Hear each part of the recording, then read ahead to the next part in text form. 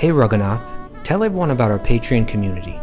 Sure, Kastuba. The Wisdom of the Sages Patreon community is an incredible online yoga resource. If you like the type of yoga wisdom and culture we share on the show, then our Patreon community is a great next step.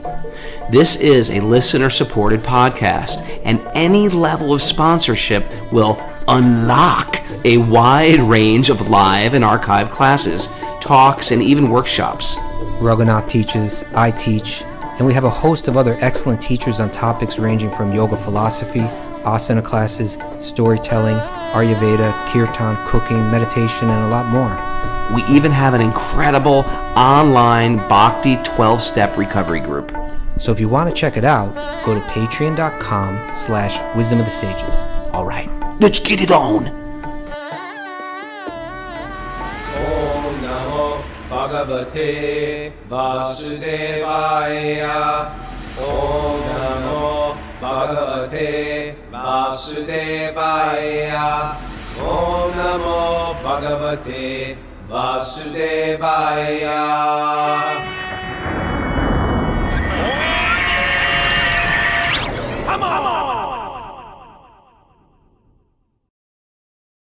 Live from beautiful Sri Dham, Mayapur, this is Wisdom of the Sages, a daily yoga podcast with your host, Raghunath, and co-host and senior educator at the Bhakti Center in New York, Kastuba Das. Welcome to the show, everybody.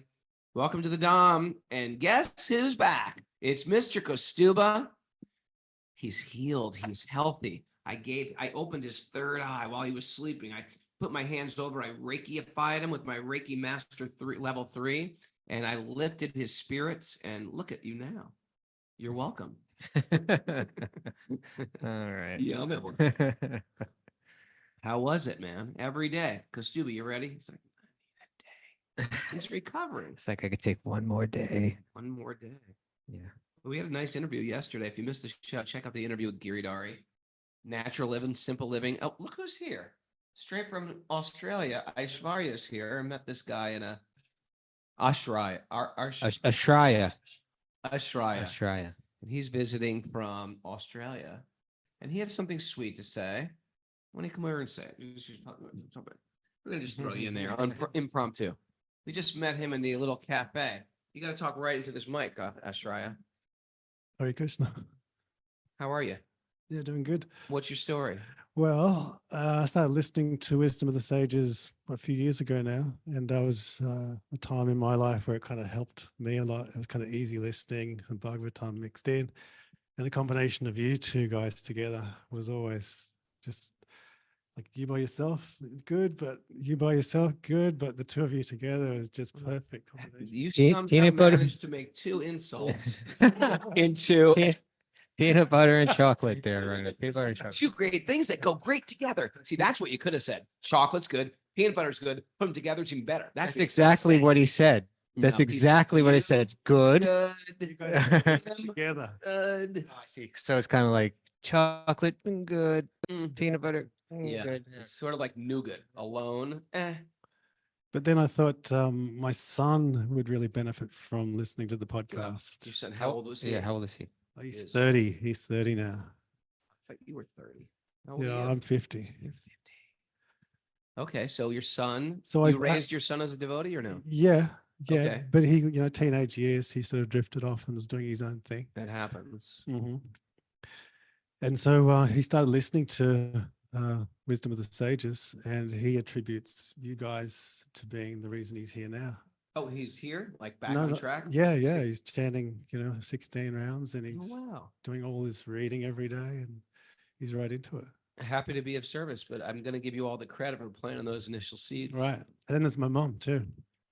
who Oh, your used- mom was yeah. on the podcast once. It was ages ago, and you were talking about who wears garlands. Who's ever worn a garland? Oh, And- yeah, I remember that episode when I was like, the beautiful thing about this culture is we all wear garlands all the Yeah. time. And I was like, how many people have actually worn garlands? And no one raised their hand because we don't get garlands. But That's your right. mom, did your mom raise her hand? No, you just said to her, you said Martina Jacoba, which is Martina Jacoba is her first two names, Oh, sorry about that. and she's Dutch, but she obviously never wore a garland. She's from Holland. No, they don't wear garlands. She was from Holland, yeah. Yeah. Well, Wow, you got 3 generations. You got your mom into bhakti too? Yeah. Mom used to come to the temple to see me because I was doing too much stuff at the temple to go and see them. And she eventually became secretary at the temple. You're where? In Sydney? Yeah, North Sydney Temple. That is impressive. Prabhu, I'm very impressed. You must have some type of powerful transcendental energy emitting from you to attract previous generations and past generations, the future generations. Just connecting people up to the right kind of things, and wisdom of the sages is, and also I drive Uber. So I'm always kind of playing it in the car when I'm driving around. Oh, you drive Uber. Yeah. I didn't quite understand the accent. No, and people in the Uber will be asking, hey, what are you listening to? That is funny. And then they'll write down, the name of the podcast and look it up later on.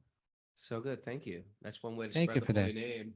Driving Uber, listening to transcendental info. What's the name of your son? My what? Your son. He's Kana Haladar.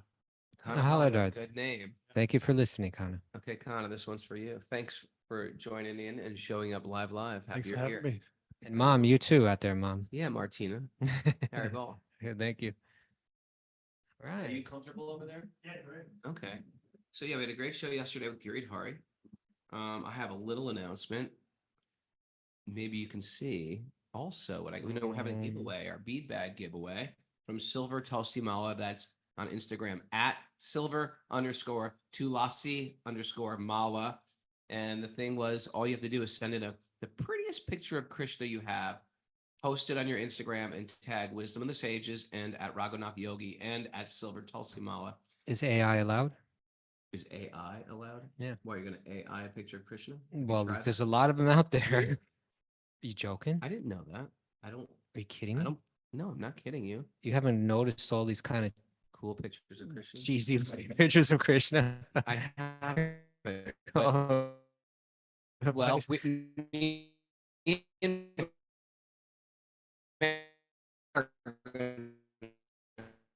Pick. So if it's Alright. AI bead bag, and this for the is winner- not AI. This is real. Yeah, this is real painted, hand painted bead bag from our good friends at Silver Tulsi Mala. That is beautiful. Yeah, Someone's love and devotion just into that. that's the point, right? It is the point. Hold Yeah. it. How does the contest work? They have to post a picture of the most beautiful picture of Krishna. Me and Mary are going to pick.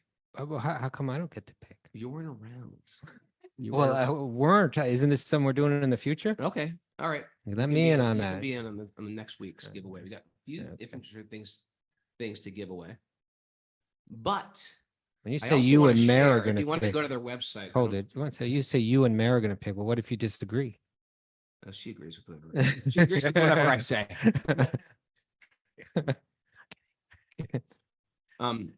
But I want to say, look at these cool earrings I got from them. Do you like these? One's is this a chakra? I can't see it. No, that's the That's conch. the conch, and this is the I thought they're both conches. no. One's a chakra, one's a That's it. conch. This is the chakra here. Don't say a thing, okay? I know you're gonna say. Stop it. It's not funny. It's not funny. The stuba is again. I know it's an offense. I didn't- Stuba. I looked it up. It's an offense to find a physical fault with a Vaishnava. Do you know that? I Have don't you think ever it's heard an that? offense to find the fault. I think it's offense if you judge them based on the fault. So you're saying you have every legitimate reason to make fun of my right ear to say it's droopy? I haven't made fun of it. I Mm. just pointed out that it is drooping. but He I called also- me Deputy Droop Along. Okay, well maybe Before that. the show started. Deputy Droop Along. Not you.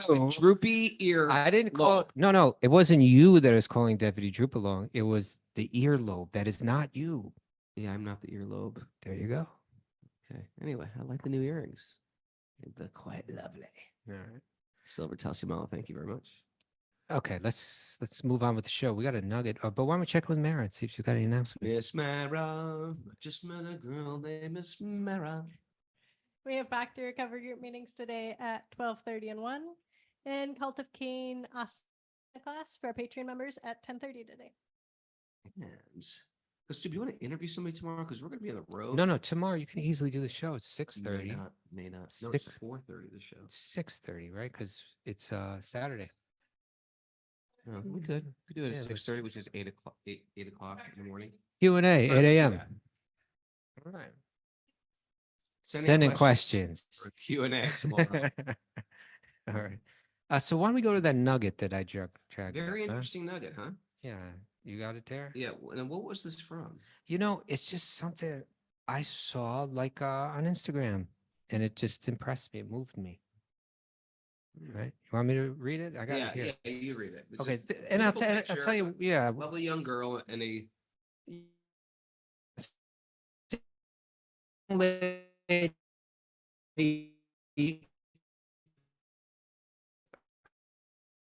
I don't know if we're probably dot 108. Okay. Eureka dot one. She's about to get thousands of more followers. Maybe. After this. And, well, I encourage people to go to at Madhurika.108 and look at this, because the photograph that accompanies what she wrote is really nice. Now, I'm not sure. I think she may be from London, but she's like a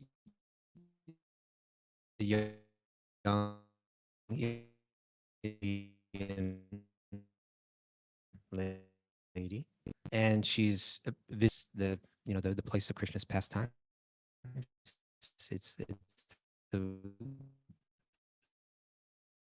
by so many considered to be and so she's living there, and she's part of her daily routine is every morning she's going to the flower walla, right, to the flower salesman, to collect some flowers that she's bringing, that for someone to do to use as part of their puja, their worship of Krishna, their daily worship of Krishna, their daily ritual meditation that they do on Krishna, which involves the offering of flowers. So every morning she's going and meeting this gentleman who runs the who sells the flowers.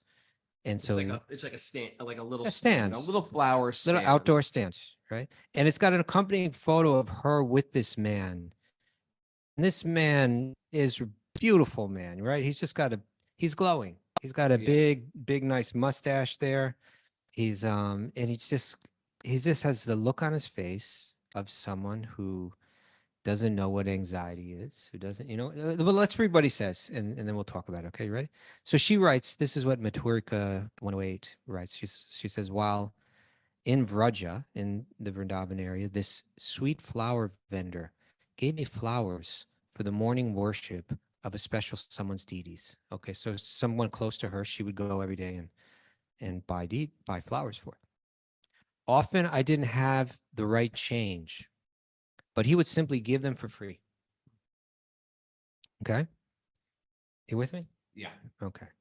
Often I didn't have the right change, but he would just simply give them to me for free. He used to say that because I was taking the flowers for the Lord, that made his work successful. His service itself was his success. He called me Batiya, daughter. He told me about his home, his wife and sons, who also sold flowers near the temple, and how his favorite food was, quote, rotis. Whatever was lovingly cooked at home that day. Oh, Now that that's we a good could an- we good could answer, we good could talk answer. about let's come back to this, but we could talk about that. Whatever was lovingly cooked at home that day. Everyone lived a simple life with devotion. Virtue was his home, and it's all he knew, all he wanted to know. What use was the outside world to him? Purchasing flowers from him became part of my daily routine, and I looked forward to it every day. As soon as he saw me approach his stall, he would start picking the best flowers. Bitiya, take some tulasi, also take some of the worshipable leaves of the tulsi tree. Give this bouquet to Radharani. His daily affair was to give others something that they could then offer to the Lord. What a position to be in. Now we have to remember his business is selling flowers to people that are only using them to worship Krishna. Sure. So It's not just like they're buying flowers for a funeral, Yeah. flowers for a marriage. They're just like these, and now flowers for your home. yeah. They're flowers to be offered to God. And so he's giving away his product to his only customers in one sense. Okay, so And florists in America make a lot of money, I think. they can. They can. Yeah. This isn't that. You're getting No. these gorgeous flower gardens This that you've never is- seen for nothing. Yeah, he's just making enough to get by. He probably even grows the flowers, probably. Possibly. Sometimes these guys- Sometimes they do, yeah. He says now, she continues, nowadays Vrindavan is filled with so many people that it's sometimes difficult to navigate between how things and people appear and who and what they are. Amongst the crowd, we meet the saints, those who teach us that service itself is the payment. Mm. I like that realization. And when you see the smile on this man's face, right? Beautiful. He's that's a glow. That's not something, how old do you think he is? You know what? When I look at him, I say he's an old man, but I think he might. Who knows? He could be younger than me. He's probably 60, maybe. I think he's in his early 60s. Yeah, 61. But he's He got went to our high school. If he didn't live in the jungle, of Vrindavan, you know what I Yeah. mean? but let's consider this first. You're staying in a town where lots of people get up early in the morning, and one of the first things that they do is they go and they purchase some flowers that they bring back into their home, that they don't use exactly to decorate their home, but they use as part of a meditation. And the meditation it's a ritual that brings your mind to connecting to God and Goddess, in a way that captures the mind, with like the way that you love a loved one, the way that you love a lover, that you feel something in this daily ritual, right? And it's such a ritual that's connected with nature. Like I was about to say, well, I'm a guy, but there's guys who have flowers in their house. But at least my type of guy, there would be, if I didn't have like merit in my life, there would be flowers in my house. I'd have no flowers in my house. No flowers. I have no flowers. But I'm forced on cold months when I can't grow flowers to have flowers in my house, that every morning I pick some flowers and I offer them. And there's some like sensual relationship to the earth in an offering of love, something that's soft, beautiful, fragrant that I'm offering back. Yeah. It's quite a sensual ritual. Yeah. Imagine this, Raghunath. Imagine if the mayor of New York City said, for the next month, this is mandatory, that all of the 12 million people or whatever it is, in New York City, are required that every morning early you wake up, you go out into the street, you purchase some flowers, you bring them back into your home, and then with beautiful prayers and heartfelt, beautiful prayers and mantras, you offer these flowers to God, wanting nothing in return. If everyone did that, how would it affect the city? How would it affect how the people in the city relate to one another? How would we respond in the different circumstances as we go through the day if everyone took a little time to bring a little beautiful, meaningful ritual like this into your life? What to speak of if everyone was sharing it, and like, which happens in a town like Vrindavan, right? Where this girl, who this man doesn't know, who we could just see as a customer, he sees her as a daughter, she sees him as a father, right? And both of their hearts are kind of like melting when they see each other, because they share this connection to that central point. It's, to me, again, we've talked about this in the past, but the idea of something like the worship of a form like this, it's been kind of, whether it's through Hollywood and whether through like Hollywood presentations of what primitive ritual looks like, Sure, or whether it's through Judeo-Christian or Islamic teachings about idol worship. yeah. I've never heard any of them articulate well why people do it, and then and address it from that point. Except that they're confused. It's They're only being confused confusion. and Yeah, misled. yeah. Whereas the idea here was that God is everywhere. That's accepted. So God can be in this form, particularly if it's very Response. intentional. Yeah. You don't believe that God's everywhere? Well, Yeah. Of course he is. Okay. Okay, he's then also in this right form, here, duh. and yeah, and by focusing my mind on that one form and concentrating on that and cultivating thoughts in that direction, the whole idea is that then I can go out and see God in the heart of everyone. I can see God everywhere. So if everyone were actually doing that and doing it with some beautiful flowers, meeting a sweet person like this that was encouraging you as you were doing it, you know? I mean, you put an important small print there, which is we're worshiping this as God, and in so doing it, seeing God in all beings. That's part of that's the caveat. That's the result. That's the result. Yeah. Also, it's not just like this is God and you guys are a bunch of losers. No. Yeah, People do that. That's called kanishta adhikari. Right. I see God in the deity, but I don't see him. I don't treat everybody else as if they have God inside them. So Right. we got to raise ourselves out of that. Also, first we got to understand that, of course, this can be God. And the next thing is, and of course, everybody's carrying God within their heart. There you go. And then let's go back to, when she said, so she's finding out about his family and okay. And what was his favorite food to eat? This is the answer that you get from someone, someone who's just on a deeper vibration, right? He's just on a deeper vibration and he's living a life that's not removed, from family, from the simple things that people are supposed to appreciate in life, right? So what are his enjoyments? Whatever was lovingly cooked at home that day, right? It has nothing to do with my particular taste or whatever. What they cooked. Yeah, I want to sit with my family. What's your favorite food? Pasta? No, wrong answer. Chinese, wrong. Yeah, right. Well, what's the right answer? Whatever was lovingly cooked. Yeah, I'll accept that. Right. Right. Yeah. We have That a- means his heart is in line. That's how Krishna answers Well, I the like- question, right? That's how Krishna answers the question. Offer me something with love, I'll accept it. His heart is aligned with Krishna's heart. Right. Whatever is offered with love, that's what I accept. I'm happy to accept that. That's what this practice is all about. It's just aligning, we say aligning my heart with the guru, aligning my heart with God, that there aren't things that I hate that God doesn't hate, right? There aren't things that I love that God doesn't. It's just being lined up like that. And I could just see it in this man's face, I like that. That was a Like good it. find. All Good. right. Everybody, let's all follow her on Instagram and blow her mind when she opens up her phone. That's Madhurika. That's Madhurika.108. That's MADHURIKA.108. Okay. All right, so let's do the Bhagavatam now. Yeah, let's do it.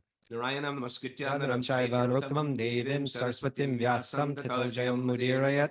Before reciting our Srimad Bhagavatam, which is our main means of conquest, one should offer respectful obeisances to the Supreme Lord Narayan. Unto Narayan Rishi, the supremmost human being, unto Mother Saraswati, the goddess of learning, and to Srila Vyasadeva, the author. Nasta Presha Badreshu Nityam Bhagavat Sevya Bhagavati Uttama Shloke Bhaktir Bhavati Naishtiki. By regular attendance in classes in the Bhagavatam and by rendering service to the pure devotees, all that is troublesome to the heart will become eradicated, and loving service to the Supreme Lord, who is praised with transcendental songs, will be established as an irrevocable fact. Om Agyanatimirandasya Gyananjana Shalakaya Chakshurun Militam Yena Tasmai Shri Guruve Namaha. I was born in the darkness of ignorance, and my teachers are opening my eyes with the torchlight of knowledge, and I offer my obeisances at their lotus feet. Reading from the Srimad Bhagavatam, Canto 7, Chapter 2, Text 58. I think we can wrap up this chapter 2 today quickly and move on to the next chapter. Before we start talking, look out the window. I mean, look at our view today. It blows my mind. Besides like beautiful tropical trees, birds chirping, Tulsi that is right on my mantelpiece, we're looking at the giant massive chakra on the Top world's of the dome. largest temple or largest dome temple in India or the world's. What I is don't it? think it's the largest dome in the world, but it might be the second or something. I'm not Second sure. to the Astrodome. Those domes don't count. Okay, this religious domes. Yeah. It's And- quite magnificent though. It's got this massive shining just a few minutes ago because the sun was just hitting it right earlier. Now the sun's starting to go down, but it was gleaming and it's so huge. It is huge. You see it from everywhere. Yeah. It's so damn impressive. Yeah. And we got everything here. There's Tulsi growing everywhere, big, thick Tulsis. Mm. And there's like banana trees and the Ganga's here. And Lord Chaitanya's loved and worshipped and everybody's, speaking Bengali, and there's like sweets you've never had before, and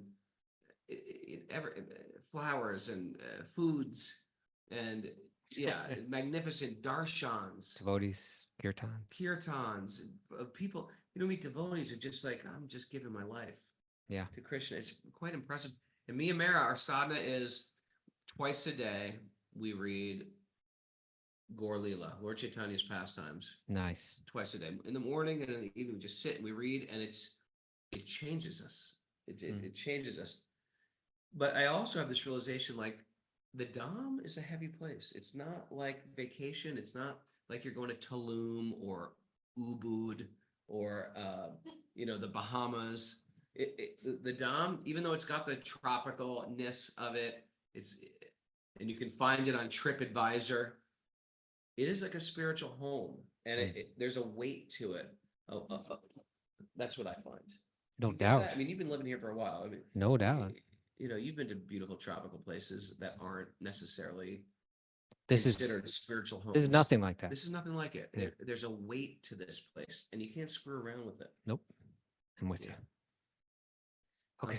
All right. So here we are. Text 58. This is Hiranyakashipu speaking. So yeah, he's wrapping it up, right? He's been instructing his mother and relatives, telling them stories to help them cope with the death of Hiranyaksha, his brother, his mother's son. Yeah, so he just told the story of how Yamaraj appeared as a boy to the wives of the king Suyagna, and spoke truth to them. He's just wrapping that up right now. Okay. So while Yamaraj, in the form of a small boy, was instructing all the relatives surrounding the dead body of Suyagya, everyone was struck with wonder by his philosophical words, right? Because he's a little boy. They could understand that everything material is temporary, not continuing to exist.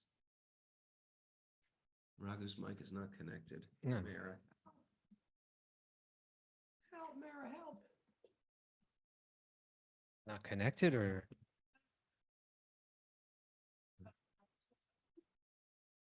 Is it connected? Can you guys hear me? Jamie Stepdoja says his mic isn't on. I wonder if it's my cord. Are my switches on? yeah, is my mic on? We're gonna check our Zoom preferences right now. I just did. The Check. level is low. Can you check those levels, Kostuba? We're sorry. Well, you're always low. What about this thing? Doesn't matter. That doesn't matter. How about now, people? You hear Kostuba? I think it was better when you got up on it. All right, I'm gonna get up on it. How about that, people? Thank God we do this live on Zoom as well. Is this table about to come off the wall? Okay. Where are we? Okay. It's been a tough show.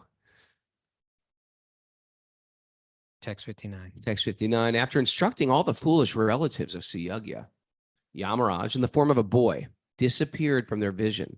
Then the relatives of King Suyagya performed the ritualistic funeral ceremonies. By the way, me and Mara and Jiva and Catherine just saw a big kirtan going on in the back of a pickup truck Okay. with a corpse in it. They were having a big, happy kirtan Wow. funeral on the way to the Ganga. It was joyous though. After instructing all the foolish relatives of Suyagya, okay, 60. Therefore, none of you should be aggrieved for the loss of the body, whether your own or others. Only in ignorance does one make bodily distinctions, thinking, who am I? Who are the others? What is mine? What is for others? Mm. That's the wars of the world, all created by these Who am I? concepts. Who are the others? Sri Narada Muni continued, Deity, the mother of Hiranyakashipu and Hiranyaksha, heard the instructions of Hiranyakashipu along with her daughter-in-law, Rusabanu, Hiranyaksha's wife. She then forgot her grief over her son's death and thus engaged her mind and attention in understanding the real philosophy of life.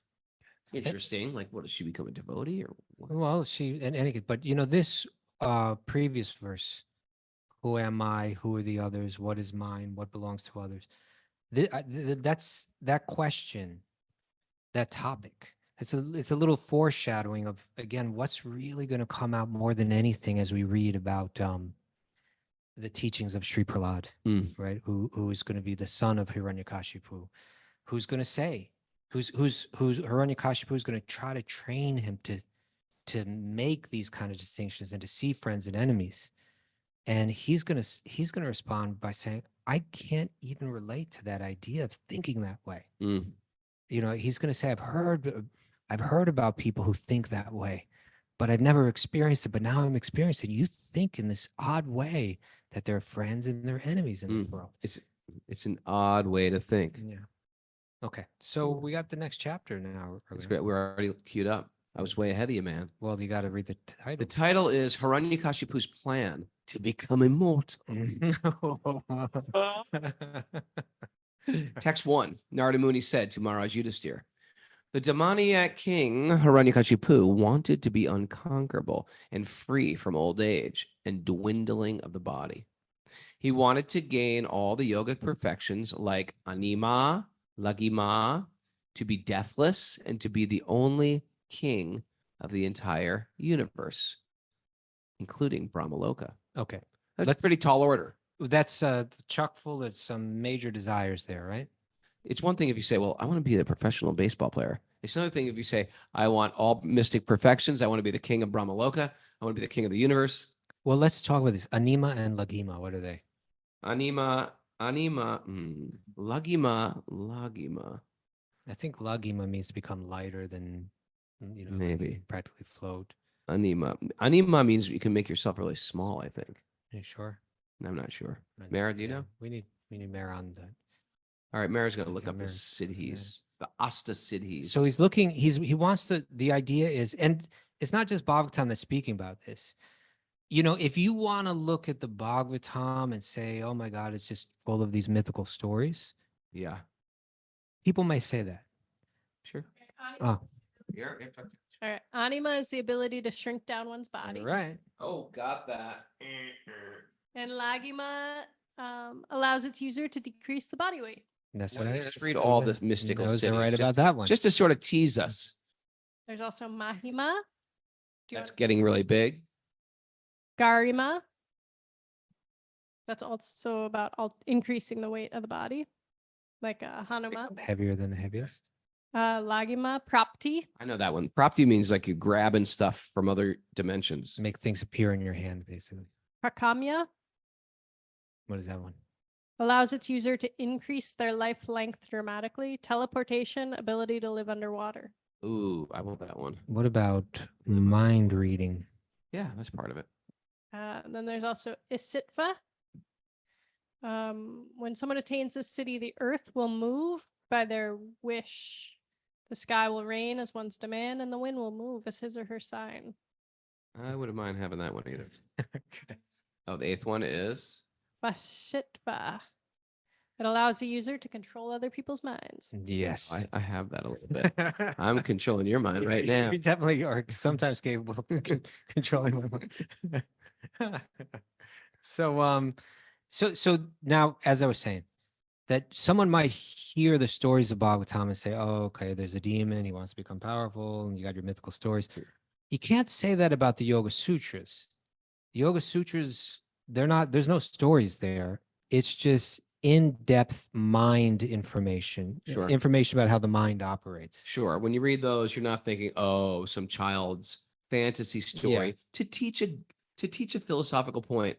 And that's probably why people, even Vedic people, say, well, you know, these stories are meant to represent things. You'll hear people like this. Sadhguru said that. He'll say anything. He'll say anything. He said this thing about Ram. I was ready to jump through the Instagram feed. Let's not get into it. You know, he said, like, there is no Ram. And his followers were like, oh, you're a genius. Anyways, he'll say anything. But here's my point. When you read the Yoga Sutras, there's no myth stories being told. You may not believe what it's saying. Sure. But it's also getting into it. And it's, by the way, it's something that people experiment with and can actually follow and experience a lot of what it talks about. What? what's talked about in the yoga, like people can go into trances, they Oh. can experience. It's not, in other words, it's not just like a story you read out of the Oh, book and, right. and you have faith in it or not. It's Right. something that you can practice and experience. And Like, how do you know you many can do people have. it? Yeah. I mean, take it something as simple as yoga asanas. Yeah. There's things I couldn't do with my body when I was 16 that I could do very good with my body when I was 38. Okay. Now, generally, when people get older, you do less with your body, but I could do things with my body. I could hold my breath longer. I could, you know what I mean? I'm saying Yes. they're there, but there's like a firewall that you can't get through them until you do the practice to get there. Sure. And so people that have gone farther have broken down farther barriers. Sure. And done things in their mind and with their mind that are spoken about there. And excuse me, a text like the Yoga Sutras speaks about these mystic perfections. They speak about exactly. And so what's happening in this story is that this powerful, influential, super powerful, super influential character, Hiranyakashipu, he just saw his brother get killed. He saw his brother get killed by someone that had more power than he had. And so he was thinking, how will I avenge him? Sure. I will need to have greater power than I have now. And the way that he saw to do that was yoga, and specifically an aspect of yoga that gives one, that grants power, which is tapa, which is austerity. Right. So let's read the next verse, and I think it begins to get into that. 2. In the valley of Mandara Hill, Hiranyakashipu began performing his tapas or austerities by standing with his toes on the ground, Like only on his like toes, on his I mean. tiptoes. That's Yeah. what it means. Keeping his arms upward and looking towards the sky. So you imagine being on your tiptoes. How long could you do that for, Mara? Stand on your tiptoes. I think ballerinas have to do it for a long time to practice this. This position was extremely difficult, but he accepted it as a means to attain. It's one thing you say, well, I can stay there for like 5 minutes. Oh, yeah? How about a year? I mean, even 5 minutes would kill you. 5 minutes would probably hurt. Yeah. And so Do you ever just keep your hand in the air for a while just to see how long it's challenging. It's very challenging. Yeah. So it said he did this to attain perfection. Let's see what it says here. This perfection difficult, except for raising his his arms toward the sky, his toes. vision. Para angusta, with the big toes of his feet resting on the ground. So he's doing this tapa, padama tapa. Supreme tapa. It's like very, very difficult austerity. They do these things. They chant some mantras. Yeah. Now let's just go to the Yoga Sutras for a second here, Raghu, okay? Yeah, let's go there. So You got some Yoga Sutras? I pulled up? do. I mean, of course, tapas is mentioned in the Yoga Sutras in a couple important places. Tell me. Well, it's mentioned as part of Kriya Yoga, and then it's also mentioned as part of the as the niyamas, right? Yeah. And so there in chapter 2, text or sutra 32, it's mentioned sacha santosha tapa svadhyaya ishvara pranidhanani. These are the niyamas. The observances, right, are cleanliness, contentment, austerity, study of scripture, and devotion to God. And so this is from Edwin Bryant's, he puts his commentaries together by really, especially piecing together commentaries of classical commentators on the Yoga Sutras. Okay, what does he say? So what he writes is, the next niyama, I just took the part that he wrote on tapas. The next niyama, austerity or tapas, is the ability to tolerate hunger and thirst, as well as all the dualities of life, hot and cold, etc., to avoid useless talk, and to perform fasts. Hariharananda, one of the important commentators, says that yoga requires one to tolerate sufferings of the body, endure hardships, and remain undisturbed by the lack of physical comfort. He cautions, however, that inflicting hardship on the body in the form of voluntary austerity. Now, this is interesting in terms of what we're reading right now. Sure. And penance should be undertaken only for the how do you say that? Expiation. I can't see. Just say it. Only the expiation of sins or like bad karma, and not otherwise. So why is he saying that? He's saying you don't perform austerities to get powers. Okay. Okay, you don't get it to develop mystic powers. That's not Sure. why a good yogi does it. Right? That's his point. Now, in the next verse, it's as it does with or I don't know if it was the next one. I mean, basically, they're teaching you how to get something very powerful. So, like, if I was to say, here is a knife, okay, you're to use this knife to, here's a tweezers. You're to use these tweezers in case you get a splinter. Don't start poking them around people's eyes. Okay, that's not a good thing. These are explicitly for splinters, not eye poking of your little brother. Yeah. Or know. this gun is meant for Protecting the self-defense or innocent, something. And self-defense. then, Don't start shooting cans off and Right. people come over screwing around and pretend like you're robbing them or robbing people. or robbing people with it. Yeah. Okay, so then a few that was 232. Now moving forward to 243, wherein after he goes, Patanjali goes through each one of those niyamas, and with each one of them he speaks about the special benediction one gets when they deeply apply that. So he says, so when you deeply apply austerity, what comes to you? And What do you so get? it says, from austerity, on account of the removal of impurities, the perfection of the senses and body manifests. So that's the siddhis, right? The perfections. You get these perfections of that you can perform with the senses or with the body. Now let's read the commentary on that one. Sure. I know this stuff interests you, Raghu. I love it. I know you would never This is- misuse the mystic siddhis if you had If I them. had them, I would use them for good, not evil. Okay. That's why someday Krishna may just, What if you got a little confused? Everything in your life that you have now, do you always use it for good? not all the time. Do you ever do things evil? No. Okay. One day it's just going to be bestowed upon me, all these siddhis, and I'm going to go to you, Kastuba, boom, third eye, open, Mara, boom. You can levitate. I'm just now. doing good. I'm just doing good for the world here. All right. You having a hard time, you got a bad ankle, I'll help you get up the stairs. Levitate, boom. All right. So this is Would you text too? no, now I'm doing the commentary Of 243 with, of 243. about these mystic cities and Okay, so on. hit it. So okay, Edwin Bryan writes, as early as the Vedic Brahmana texts,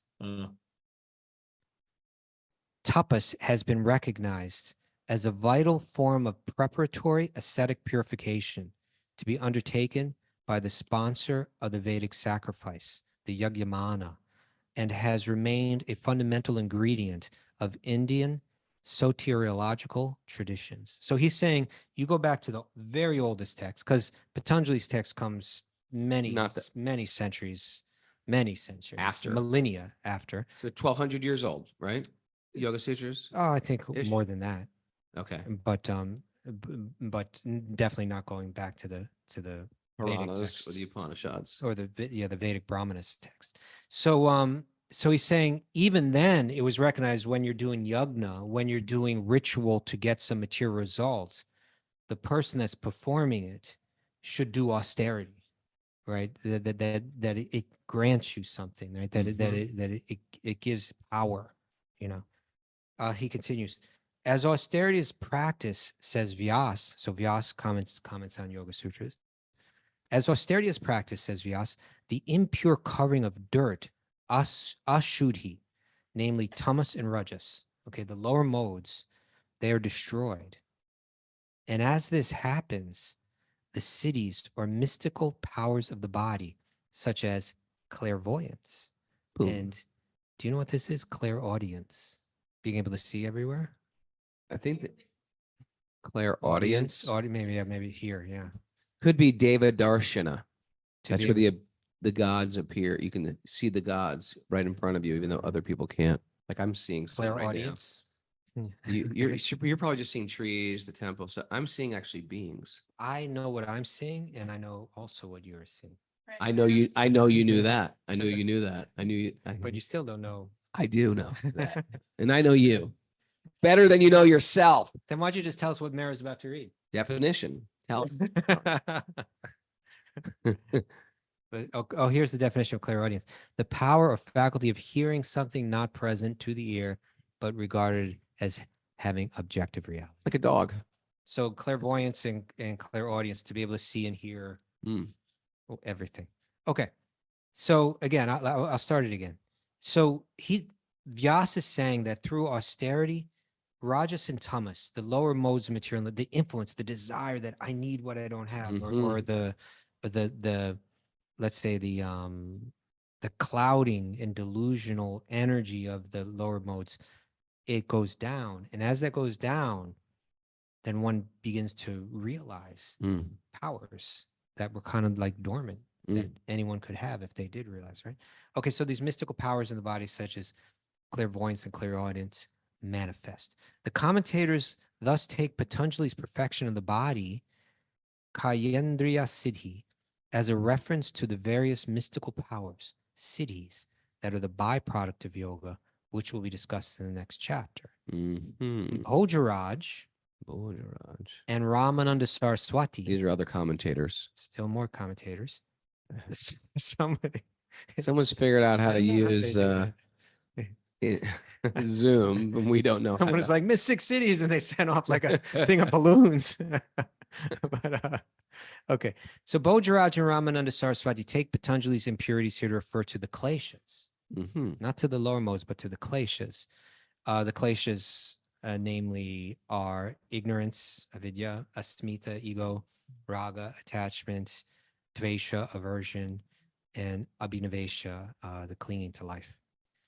Clinging to life. And they continue. Harinanda understands them to be subjection to the limitations of the body, such as hunger, thirst, and other cravings.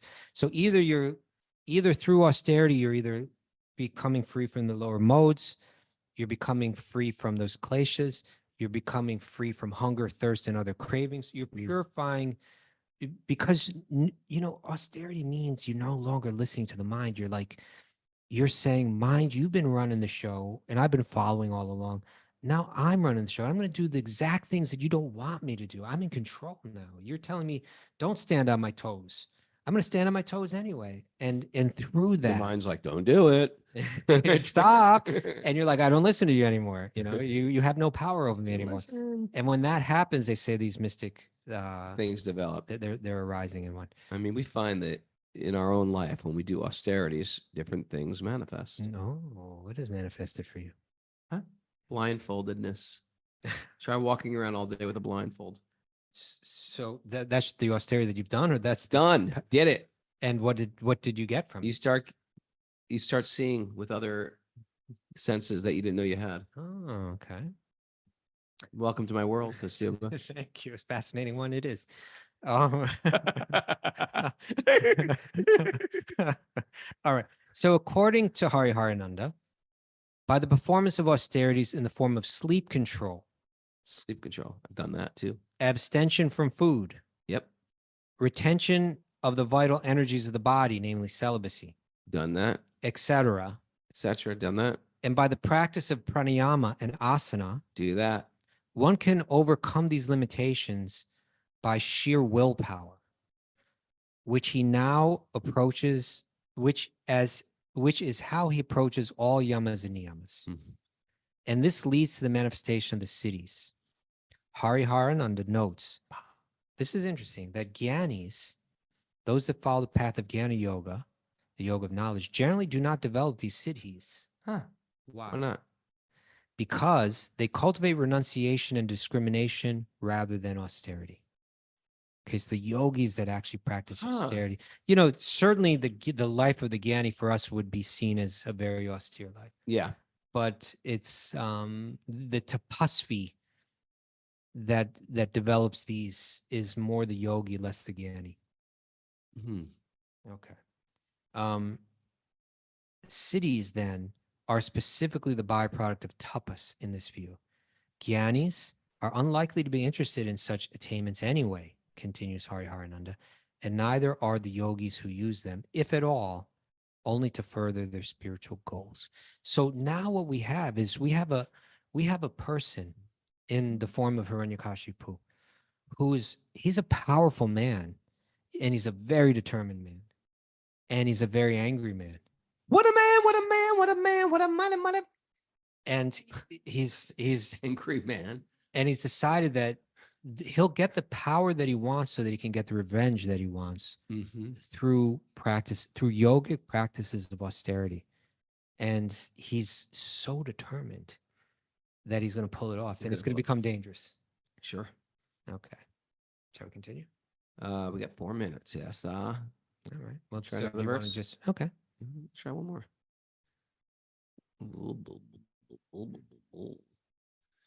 Text 3. From the hair on Hiranyakashipu's head, there emanated an effulgent light as brilliant and intolerable as the rays of the sun. At the time of dissolution, meaning this guy's glowing, right? Seeing the performance of such austere penances, the demigods who had been wandering throughout the planets now returned to their respective homes. They're like, even the demigods were like, something's up here. Yep. Not normal behavior. It's getting dangerous. Because of Hiranyakashipu's severe austerities, fire came from his head. And this fire and its smoke spread throughout the sky, encompassing the upper and lower planets, which all became extremely hot. So this is not something little. This is something universal. Yes. Mass global warming, perhaps. Yes. Universal warming. Yes. Universal warming. Polar ice caps. Forget it. Polar bears stranded. It's just a mess. The polar bears are praying, please stop your austerities. Because of the penguins. Yeah. Because of Hiranyakashipu's severe austerities, fire came from his head. Okay. Because of the power of his severe austerities, all the rivers and oceans were agitated. The surface of the globe, with its mountains and islands, began trembling, and the stars and the planets fell. All directions were ablaze. That's the sign. Shooting stars, they say, right? Comets, meteor showers, inauspicious. Okay. Don't go lay on the grass at night. Oh, look, a meteor shower. No, go inside. Hold your ears. Say Vishnu, Vishnu, Vishnu, Ganga, Ganga, Ganga. Do not lay and watch the inauspicious things are happening. Okay, I think that's it for today, Mara. Miss Mara, do you have some takeaways for us? We need some goody nuggets, especially because we're traveling tomorrow. We're going to need some pieces of wise information to take with us on the road to Calcutta. Danielle, no meteor showers. I'm sorry to break it to you. Okay. The service is the payment. The service Is the payment. is the payment. Offer flowers to God, asking nothing in return. Nothing in return. Nada. Nine. Nahi. Mañana, nada. Worship the deity to see God in the heart of all beings. That's why we do it. That's why. Come here, Stuba. Oh, no. Get your little head in here. Yeah. Align your heart with Krishna's to accept whatever is offered with love. That's the way we do it too. Mary, you look beautiful today. Just looking at you. Mhm. She's It's back. because I've touched up my I thought she was appearance. sick. Oh, it's the touch up. Here. Gotcha. It's the Zoom touch up. But I'm still flattered. You didn't talk to Stuba, he looks beautiful. Because you look quite beautiful too. Wait a second. Beautiful. Yoga isn't meant for getting mystic cities, No, that's not what it's meant for. Opening your hips. but if you get mystic cities, use your mystic cities for good. Use them only for good. Not even. And if you get open hips, do something good with them too. All right. Austerity is purification. Well, yes. It could be, Yes. right? Beware the universal warming. Okay. Beware the misfits. Don't lay out during meteor showers. Do not do that. And And I am not the earlobe. oh. Oh, ouch. Oh, we're going to end on that. Oh, But it's not you. It's not you. yeah, you're not this. Oh, okay. I get it. So make fun of my body and then say, don't worry, you're not the body. I get it how this works. Ouchie, people. Oh, my God. Thanks for everybody. Thanks. Hey, despite maybe I'm not the best earlobe model for these great earrings, but thanks to Silver Tulsi Mala. Let's do a close up on it. All right, let's get a close up of those earrings. Do my good ear. Come on, and don't go inside my gotta ear. see It them may not both. be as clean as. That's a nice. That's a cool earring.